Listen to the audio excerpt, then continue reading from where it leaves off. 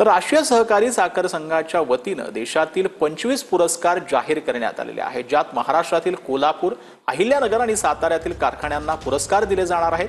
केंद्रीय मंत्री प्रल्हाद जोशी यांच्या उपस्थितीमध्ये उद्या हे पुरस्कार जे आहेत ते देण्यात येणार असल्याची माहिती राष्ट्रीय सहकारी साखर संघाचे अध्यक्ष हर्षवर्धन पाटील यांनी दिलेली आहे। 25 पुरस्कार उद्या आपण 11 वाजता हा कार्यक्रम ठेवलेला आहे।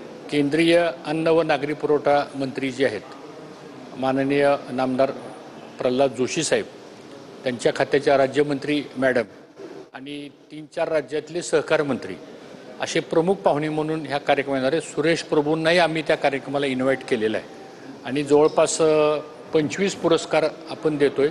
त्या 25 मधले जवळजवळ 10 ते 11 पुरस्कार हे महाराष्ट्रातल्या सहकारी साखर कारखान्याचे आहेत आणि इतर राज्यातले पण पुरस्कार आहेत।